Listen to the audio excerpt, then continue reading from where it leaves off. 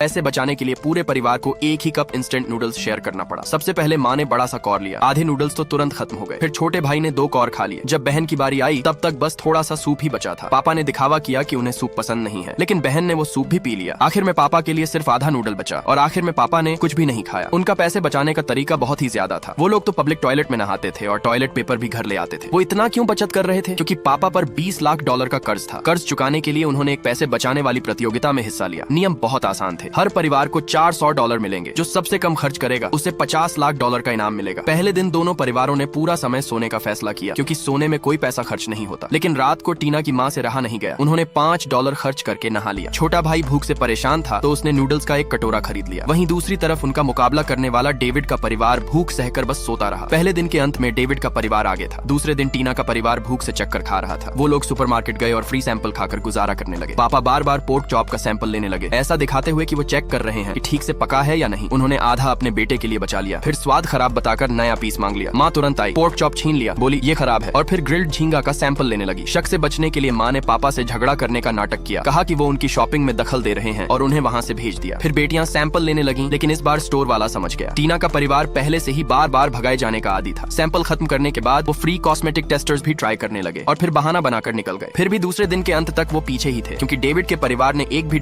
खर्च नहीं किया था। तभी सोते हुए डेविड ने करवट बदली और गलती से $100 का नोट उड़ गया। हालात तुरंत बदल गए और टीना का परिवार आगे आ गया। टीना ने सेलिब्रेट करने का सोचा। उसी समय एक रेस्टोरेंट में ऑफर चल रहा था $1 में चिकन डिश। सबने एक एक ऑर्डर किया, लेकिन बताया गया कि एक टेबल पर सिर्फ एक ही ऑर्डर मिलेगा। तो वो लोग अलग अलग टेबल पर जाकर बैठ गए। जब खाना आया सबके चेहरे उतर गए। एक बड़ा सा मिर्ची वाला बर्तन था जिसमें चिकन बहुत कम था, लेकिन भूख इतनी थी कि मजबूरी में खाना पड़ा। छोटे भाई के होंठ मिर्च से सूज गए। पापा तो तुरंत पैसे देकर उठना चाहते थे, लेकिन रेस्टोरेंट वालों ने कहा कि खाना बर्बाद किया तो जुर्माना लगेगा, इसलिए माँ के पास कोई रास्ता नहीं था।